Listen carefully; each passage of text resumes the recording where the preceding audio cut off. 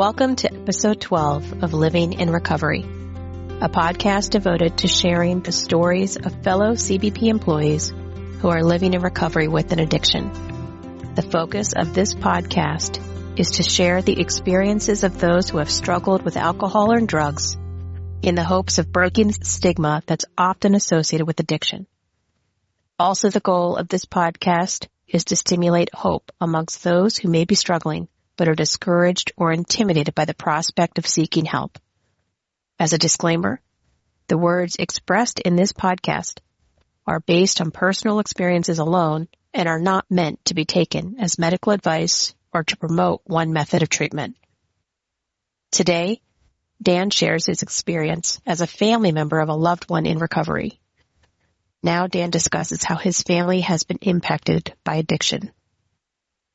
Dan, when did you first know your son had a problem with alcohol or drugs? We had suspicions in early high school, and being from a family of 6 boys raised in kind of a fairly diverse, crazy area, Southern California, as a guy and going through those periods, I think initially I fell into the boys will be boys. He's kind of going through wild stage a little bit, maybe experimenting and, kept a very close eye on him and so on. But some of it, as my wife has reminded me in recent years, we were probably a little slow to really thinking it might be as serious as it, was becoming. We found out later.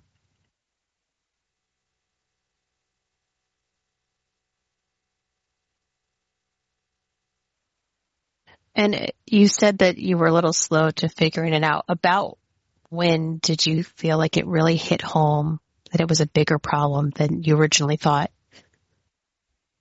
Actually, yeah, that was his senior year in high school. He began missing some classes, and he had a very engaged counselor, which we're thankful for, that was keeping an eye on him. And when he would come in and seem to be under the influence of either alcohol or marijuana, we found out later, she would, keep a watch out. We had lots of meetings, and then we began, the process of disciplining him, and we would take away screen time, even took away a cell phone, which was a big deal at that age, at that time, and just tried to, deal with it ourselves. Got some advice. I have a good counselor friend. It's a Christian counselor through church, and began reading a little bit, but we're trying to do basically most of it in-house, in-home, through our own, discipline processes and so on. Didn't allow him to drive a car or get his license, stuff like that, until we felt like he was really, stepping away from the behavior that had become evident.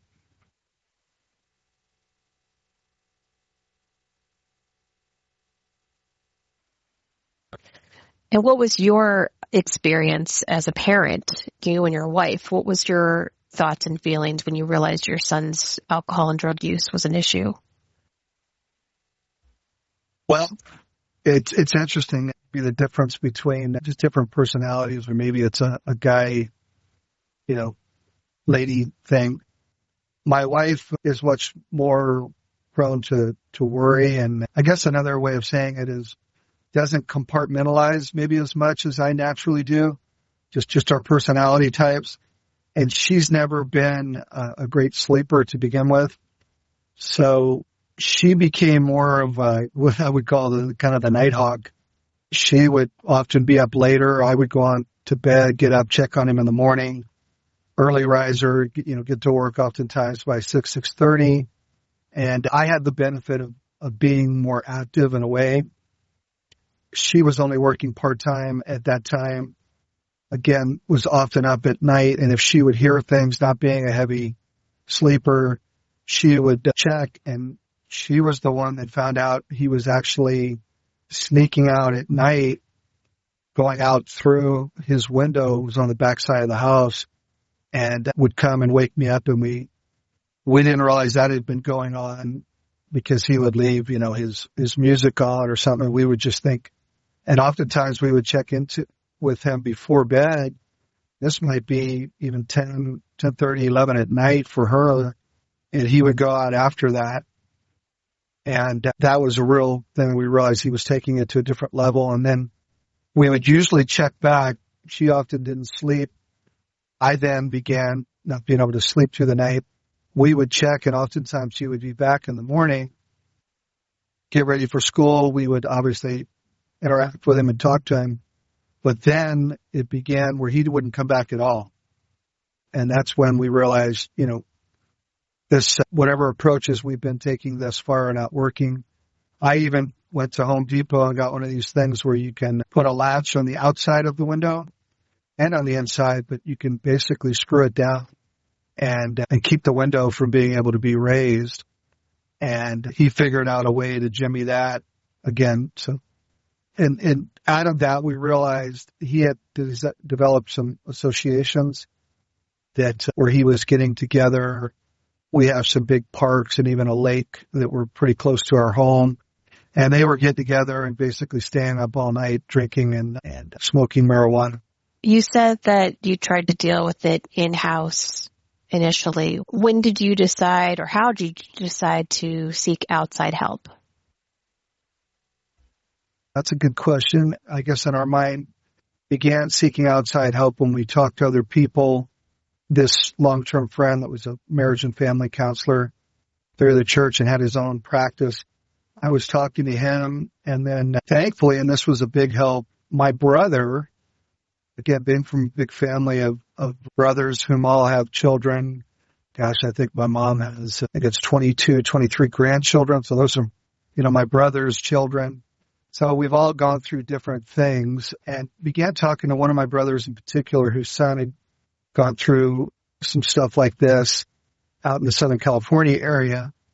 And he referred me to a good friend of his that happened to live in Texas where I reside. And he, I guess, had a daughter that he got much more seriously. The friend that he referred me to, a friend of his, who got involved in some programs in the Texas area. And this guy was just a kind, loving person who had kind of been through it for many years. He even later let me know that he had some issues himself. And basically I met with him and he asked me some hard questions. And I think I was maybe in a little bit of denial and thinking, this will work out. I still had some of that, he'll get through this phase.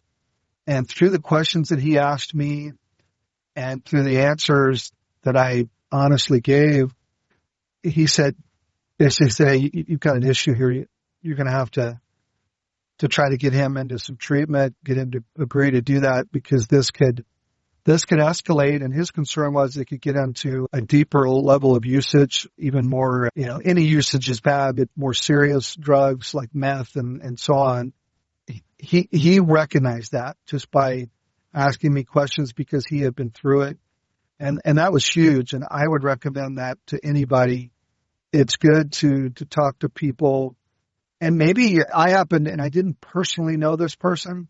I got to know him. He personally knew my brother, but I think it helped that it was somebody that was objective, and I didn't feel the stigma or any shame of going to somebody that I personally knew.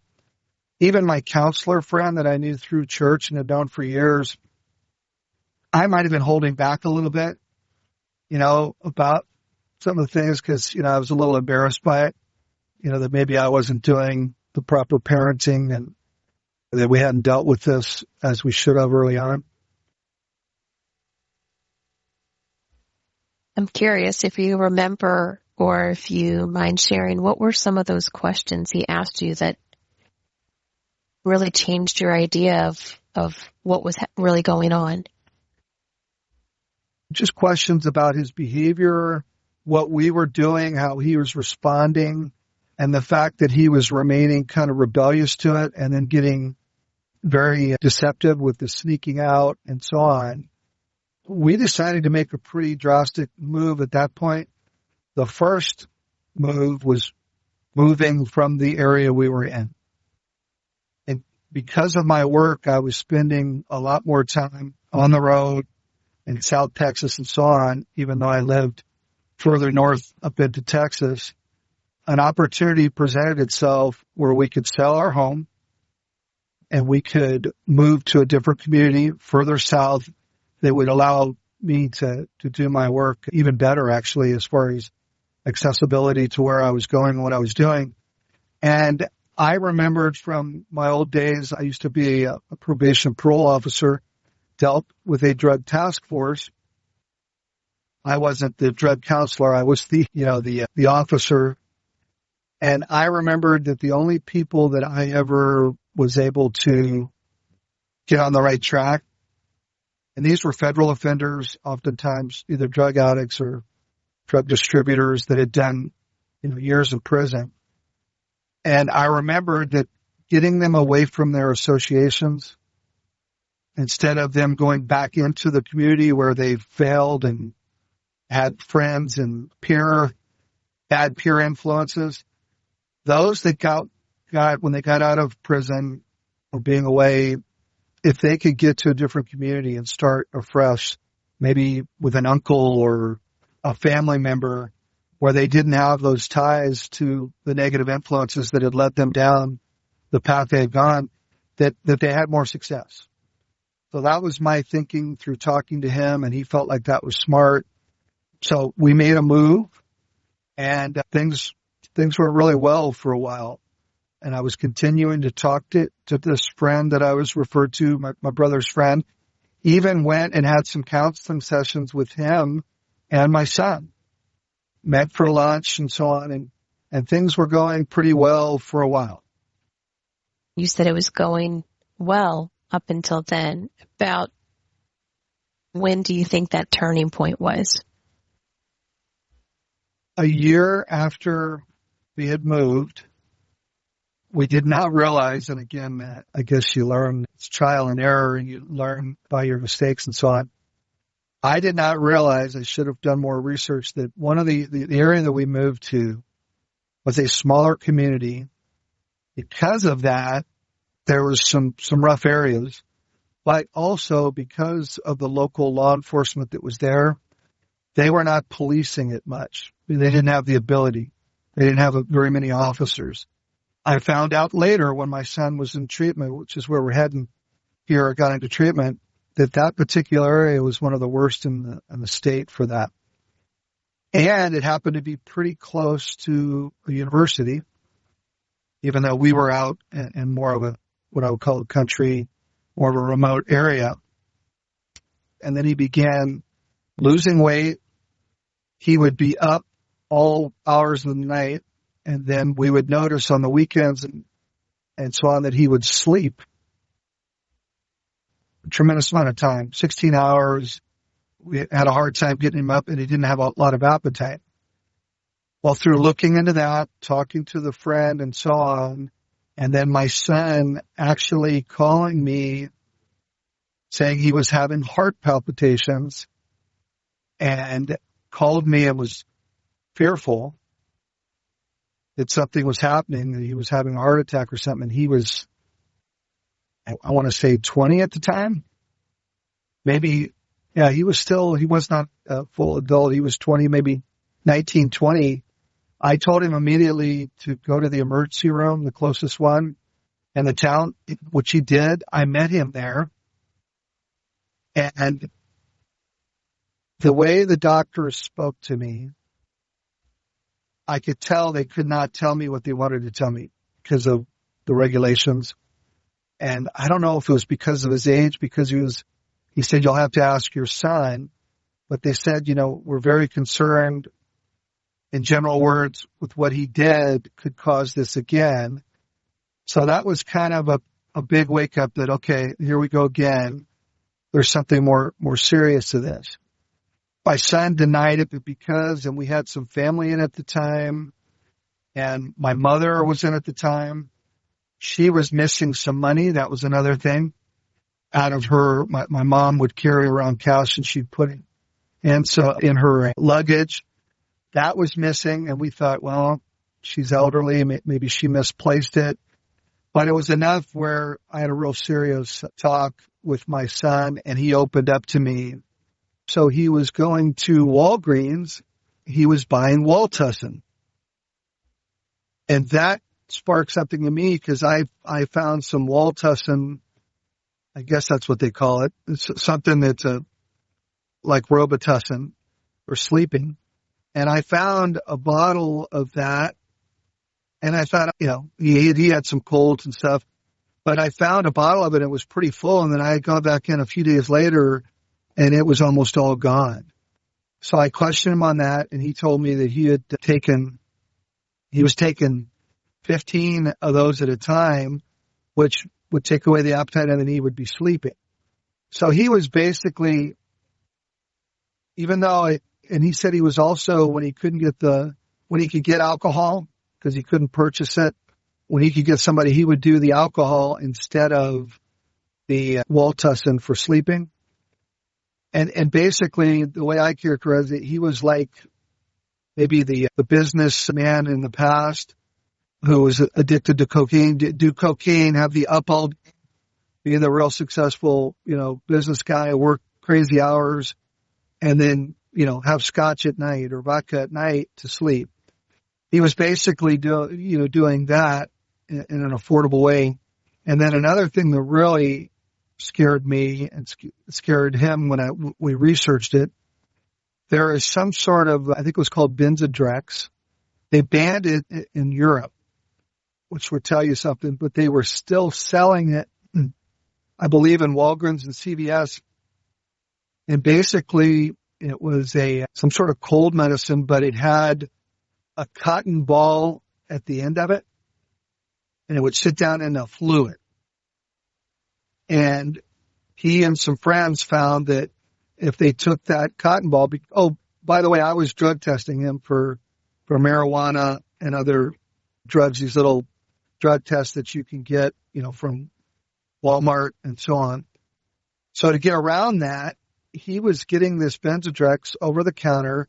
And if you took that cotton ball and took it off, you could actually swallow it whole, but it's very, very strong tasting from what he described to me. He and friends would put it in a Diet Coke. And if you drank that really fast, it would give you a high, like you could get from, he claims, a cocaine or like abusing Vyvanse and so on. So again, that was part of his upper when he wanted to stay up. And then he would get into the cycle of alcohol and Welltussin. And through him being open, speaking to this friend, we decided to have an intervention with him. I looked into that. The gentleman who had been kind of talking to me through this whole process when he started getting back into stuff said, hey, he's likely to do this again. He's probably gotten addicted, even if he got scared when that wears off. And he was right. It was only a few weeks later, and we saw the behavior again, question him, and then he was kind of beginning to become, and looking back, I think this was maybe out of shame. He was beginning to get a little bit more reclusive and didn't even want to talk about it, and then walking off. So that's when I thought, okay, we've got to do this intervention. By then, I had researched a couple of programs that the gentleman, again, that I keep referring to, that was kind of counseling me, that his daughter had gone through and that were in the state. I started looking at the cost, whether it would be covered or not, with insurance, things like that. And then lastly, I did not think my son would be willing, even after the intervention, because he had gotten kind of in a rebellious state with me and his mother. I said, what can I do? And this guy, same guy, was knowledgeable enough. That's why I think it's so important for folks to reach out, because a lot of times, we go into this and we just don't have experience with this until we get experience with it. He told me in my area, there was something you could do through the sheriffs, local law enforcement, and he looked into the county we lived in. They can do, even if it's somebody over 18, but especially if they're younger than 18, you can have them come out to your house and basically take the child into custody because they reside with you and because of the behavior. And I don't know if this applies nationwide. I'm sure it's different jurisdictions, different states. But they can do what's called a 48-hour hold in a cell and talk to them and all. And he said, you also can let your son know that you're planning on doing this. You've talked to the local people. I can have them here within minutes, or if you leave, they will find you, your car and so on. But also that and he said often this scares them, that they will go before a judge, and based on the behavior, the judge can send them to treatment whether they want to go or not. But they don't get to choose the treatment facility. It's a state facility. It could be very rough, or they can just, put them in, depending on the level of drugs and so on, they can actually, put them in custody and state custody and so on. So he recommended that I look into that, have that plan in place before the intervention so that could be discussed at the intervention. And that proved to be pretty crucial because as I expected, we set up an intervention with my daughters. One daughter, the second daughter was not married yet. The son-in-law of my daughter who was married, who knew my son, my wife and I, and my mother. I'm trying to think if there was another. I was going to get my friend. He was available, even though he couldn't come up. The one that had met my son, he was going to be available by phone if need be, but we didn't need to have him conference in. So basically, we had the intervention. So the intervention went well. Well, it ultimately went well, but as I suspected, my son fought it. He said, I'm not about to do this. I'm leaving, and then I'll just leave. I'll go to friends. And that's when I said, well, actually, I can keep you from doing that. Here's what we're going to do. Either you go along with this. I've got a program picked. It's one of the best in the state. It's got this, this, and this. And while I'm explaining this, his sisters were there, and, an intervention, you have different people telling them, hey, we care for you. We want you to pursue this. We want you to beat this. This, it's obviously gotten serious because he was still, in denial to a degree. And I think that affected him. But when I brought in that, hey, you don't have a choice. Because some of the folks that attended that I mentioned came several hours away to be at this intervention, went to a lot of trouble, had to take time off, had to be away from their kids, and basically said, we're serious enough about this, and I'm serious enough about it. We're not letting this go. You're either going to go to the treatment facility, which is highly recommended. It's in a beautiful area. You'd have a room to yourself and so on, or you're going basically to jail. They're going to do a 48-hour hold, and then a judge is going to decide your future, which could be being in jail for months or going to a facility of their choice, which could be anywhere.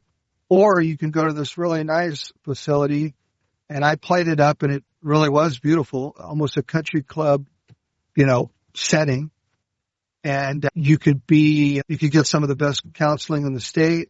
And this particular program also had doctors who studied this and had been around 50, 60 years, this program, and would study even the brain and the effects. Because by then we had found out that my son was doing different things as early as 12 or 13. And I had read up on the fact that there can be arrested development and things like that because he was struggling with school, even though he was very bright. My daughters were straight A type students, and we always felt, well, he was pressured by that. But I actually think in many ways he was, innately even more intelligent than them. They just applied and worked harder at it. And I still think that he's very bright, but we found out later because of his early start and things. When we found out in high school, he had already been doing other things for years that would affect, his brain. and his ability to focus and things like that with his schooling. So we found that out through this program that he ended up going to. And I will say it wasn't cheap, but if people listening to this are federal employees or even state employees, I was amazed at what insurance would be accepted by these programs, which saved us thousands and thousands of dollars, where we were able to manage this and even, get into a payment type thing. Ultimately, one that my son was able to take over and pay off as he got himself together. So yeah, it was tough. To answer the question, I'm sorry the intervention did ultimately go well, but it was tough. And I was glad that through the help of this gentleman that we kind of had our ducks in a row. And even when he did agree to go to this program, which was about a 3.5 hour drive, about 3 hour drive from us, he did agree to go the following morning. He still got up in the morning and they were ready to accept him and I had everything in order, but he still, didn't want to go. Do I have to do this? Are you sure? I'll try harder. And it was tough to drive him and then him saying bye to his mom and there was, the tears and all that, but it was, the best decision we ever made. And it's not been a perfect road and we can get into this if you'd like. I was told early on that relapse is part of recovery. It shouldn't be a surprise when it happens. There will be relapse, but it's part of reminding the one who's addicted that they're not self-sufficient like they think they might be, that they've got to keep going to meetings. They've got to keep working the plan, working the program. And the program he went to called it Doing the Deal. You have to keep doing the deal that you signed up for. Keep going to meetings, keep doing this, keep realizing that, you're a drink away or a drug use away from spiraling all over again. Yeah, I'd love to know more about, as a federal employee, that is one of the concerns that comes up is the expense of going to treatment. And you said you were surprised by how manageable that was for you.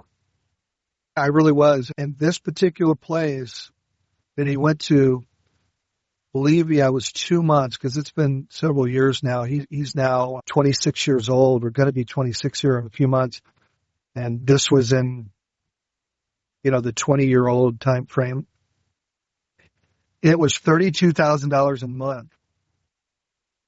And I found out it was very common for, this is before insurance. So I was shocked to find out through, again, this gentleman that helped me that many parents had spent well over $100,000 going through the process of several months and then going to another program or the sober house after, you left the initial treatment facility and based on their insurance.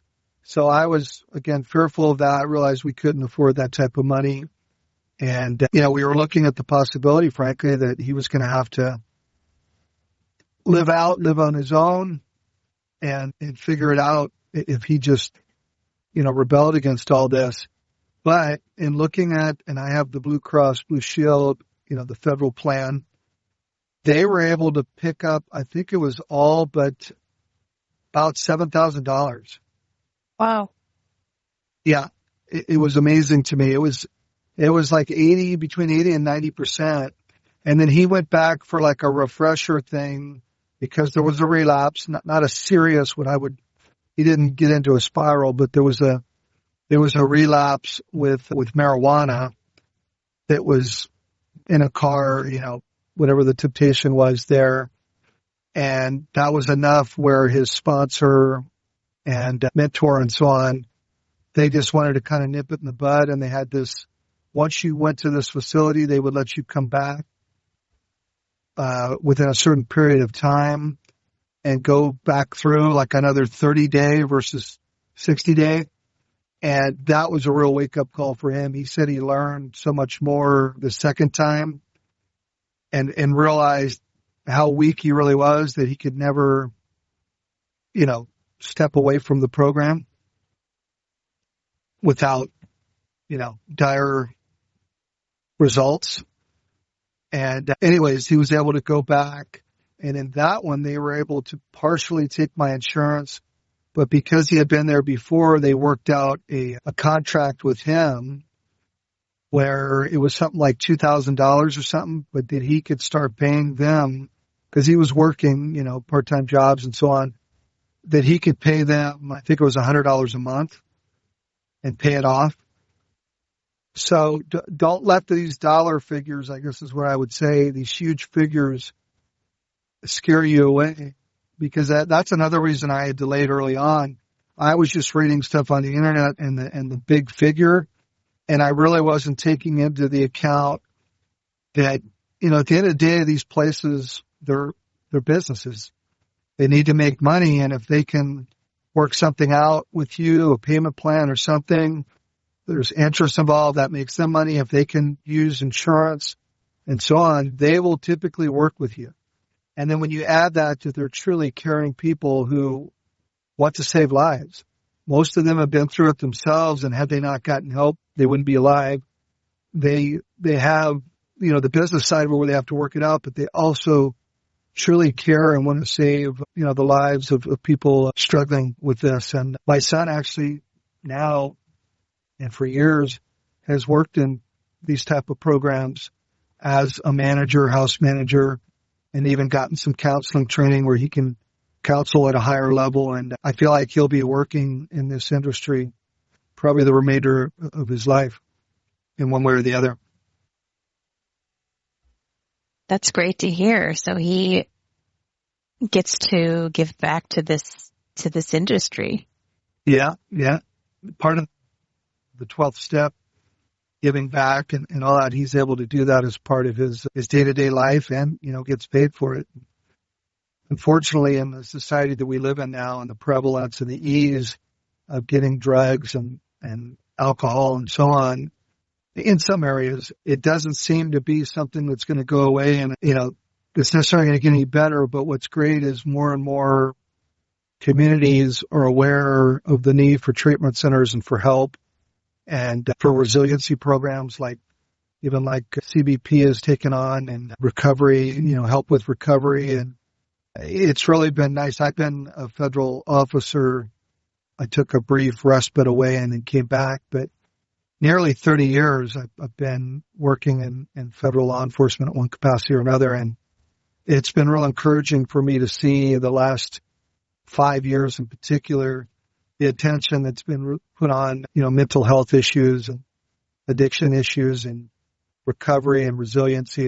It's a big reason why I wanted to even be here today, and why I've really tried to get involved in the peer support program and the resiliency program and help, because you learn so much, and it's nice to help other people be more educated on these things, because when it hits you out of the blue, and you don't know a lot about it, it can be daunting.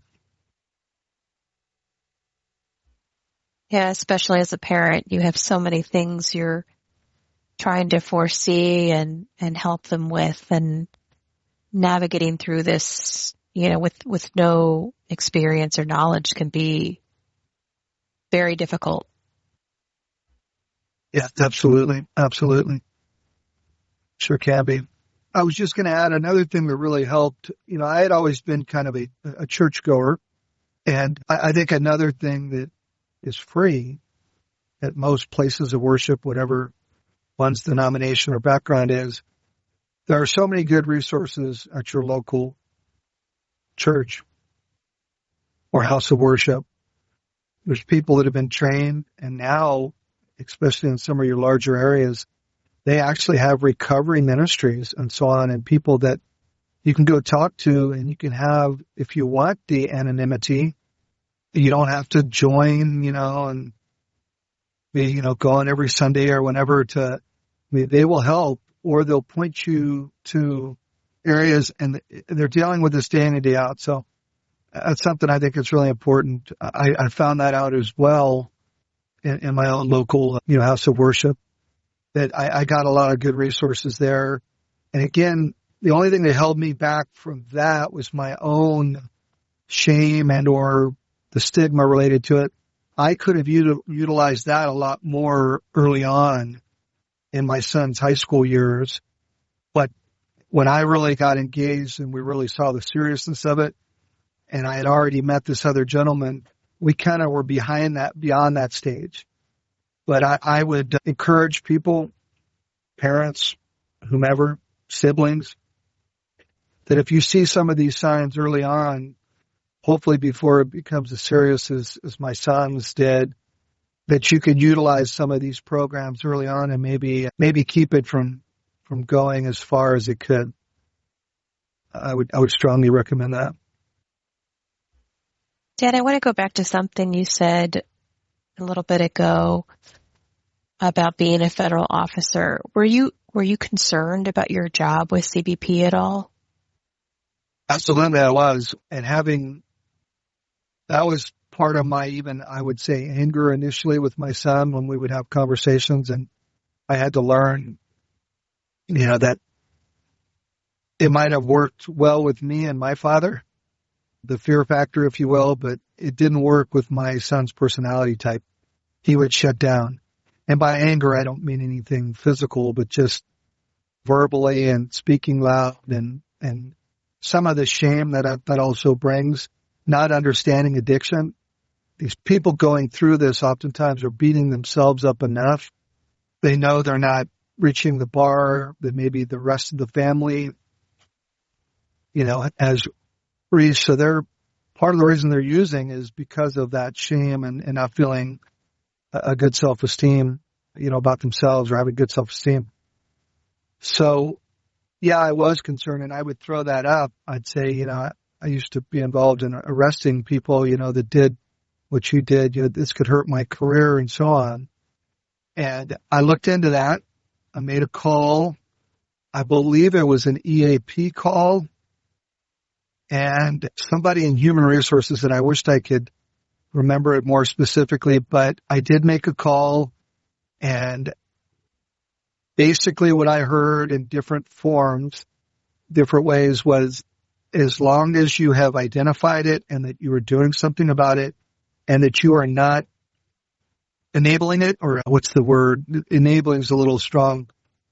Assisting in it, if it's evident that you've noticed the issue, you're dealing with it.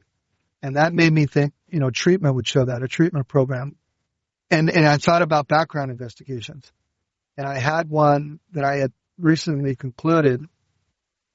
And I've had one since, and I mentioned it. Yeah, I had a son that had a drug problem, drug and alcohol problem, and being honest about it and that you were addressing it, that you would be fine. And especially that he was over 18, that he was acting, his own. But if he was in your home, and I guess thankfully I should say he was using, he claims he hardly, like only one time he used in my actual home, but he was not dealing drugs and all. He was using outside of the home. But if it's the case where a child or a family member, could even be a spouse, is using in the home or dealing drugs out of the home, the key is that honest about it and that you took actions to address it. And then it would not hurt your job. And that's what was communicated to me, but that was several years ago. This was back 6 years ago. I don't know how that applies now, but I would think if anything, there might even be more tolerance, with that. So that's my knowledge on that, but it did make me feel better to know that I'd have to fear for losing my job. What does recovery look like for your son today? And what does it look like for your family? Gosh, so much better. He's had a couple little slip-ups. He had one because of a difficult relationship issue. And I will say now, if there is a relapse, and it was alcohol, he reaches out, he calls and says, "Hey, Dad, I blew it.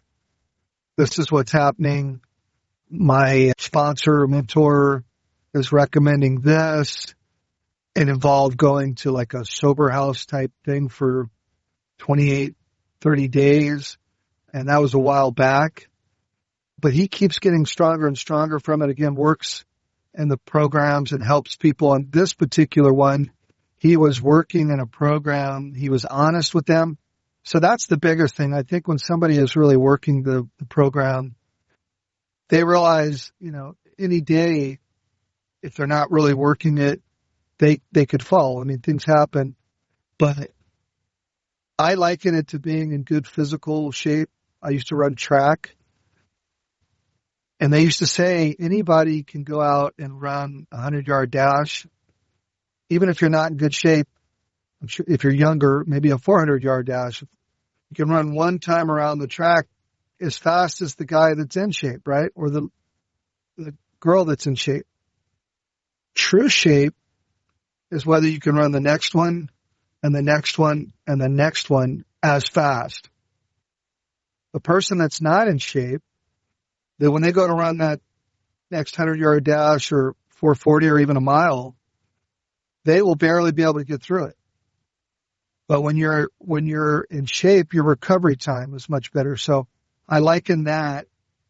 The way it looks now is even if there is, a mistake or a failure, he's got the resources, his recovery, his honesty to address it, nip it in the bud is much better. And then hopefully learn and grow from it and help others to learn and grow from it. But he's going to meetings at least a few times a week. Somebody has come into his life who does not have a background in it, but has had family members, is very understanding. She helps with the accountability without, parenting him, but just checking on him. And that's important. I think the more relationships they have with accountability, whether it be a girlfriend, boyfriend, it could be, guy to guy or girl to girl. And what's been great is we haven't had to be helicopter parents as much. We feel like he's learned enough. He's got a sponsor, a mentor. He's got relationships that he's built. And I've asked him, and I think asking the hard questions, hey, what if this happens? What if you're in your 30s or 40s? What would you do? Frankly, we don't want you to have to be calling on us, when we're elderly and this and that, and us bailing you out. And he's assured me that, he's got layers of help and people and I said, what if mom and I aren't here, in the years to come? Are you going to be able to get through this? And I've just been so impressed with the whole A program and NA programs. And there's so many resources out there if somebody really wants, to get help. And unfortunately, sometimes they have to hit rock bottom. Everybody has a different rock bottom to get to the point where they have to realize they need help. And then once they do, the resources are there. And just realize that you have to come to terms. And this was tougher for my wife. She thought he was going to be perfect after all this money. And one of the senior counselors who had been like a meth addict, she had been in Hollywood at different levels. She was in Texas, came back to her home, and she was one of the top counselors at this very prominent facility. She, loved my son, said he was great. He'll make it. She was encouraging, but she said, just realize relapse. It's one of the last things she said to me. Relapse is part of recovery. You're going to have setbacks. It's the idea of, 3 steps forward, 2 steps back. Hopefully just 1 step back, a brief step, but you just keep progressing. And that helped us to get to that place where we could have more of a peace with it. And I think that's where my son is too. I think he's got a confidence with it now. Those are all my questions. Do you have anything else you'd like to add? No, I don't, other than just emphasizing it. It's so important. I've always, and maybe it's the job, I've always been pretty guarded privately. Can't always talk about what I do with people in my day-to-day life. You typically, have friends in the work we do. And there's some shame and stigma in that because, we actually try to combat activities like this, in our society and in our communities. So I just can't overstress the fact that even if you're somebody like me who's guarded with that, I've got my own family that I typically would turn to. It's so important to get outside yourself and go to people who care and who know something about this and be vulnerable. It'll really pay off. And the sooner you can do that, you might save your child's life or your family member's life. And oftentimes they'll listen to somebody else more than us. That's the other thing. Getting somebody objective, talking to them, that just came to mind as well. And that's the thing of getting outside yourself, getting some help. And gosh, there's so many programs every week at churches and throughout communities that are free. They'll let you come in and sit in on, I think they call them Al-Anon meetings and Al-Anon meetings, which are meetings, if somebody doesn't know, they're for the family members of an addict, whether it be alcohol or narcotics. And you can just go and listen and be educated too. That's another great resource. But that's all I had. That was great. Thank you for being so candid. Well, thanks. I would hope that, just hoping that, maybe others can be helped by this as I would. I'll tell you, as a parent listening to you, I'm like, man, to hear you talk about, 12, 13, that's my daughter's age. And I don't know. It's hard. It's hard out there, Sure is. It's so much more readily available too. Yeah. It really is. Yeah. I'm glad to hear that he's helping with the programs. That's the one thing I found so surprising when researching a lot of these treatment centers is how much they bring in people in recovery. And that makes the experience much more relatable. Exactly. When you're talking to somebody else like that, Absolutely. And I learned that years ago. I do some help in the community and do some like ministry type efforts, even have gone into jail settings and talked to, just meeting, trying to encourage prisoners and so on. And I think it was one of the prisoners that said this to me, who was pretty knowledgeable. And, a prisoner could talk to a prisoner better than anybody. An addict or an alcoholic can reach an alcoholic. A divorcee who's been through it can talk to a divorcee. Oftentimes folks aren't going to, or people are not going to, even my own son is going to listen to somebody initially who can't relate to what he's going through. Because I had not had issues like this, and to my knowledge, nobody in the family had. And I think there was a lot of pressure on him. We had a very accomplished family, all, college graduates, professionals, a couple of Secret Service agents in prominent roles, not just, we're talking about, special agent in charges and ASACs and things like that. And growing up, hearing that, and then sisters, getting scholarships and, merit scholars, things like that. There's so much pressure, especially on younger kids, if they can't, for whatever reason, if they have limitations. And this whole ADHD thing is tricky too, because how that's handled, if they see themselves as different, outcast, not as capable. But I think the good news is there's so much good stuff out there now that wasn't available.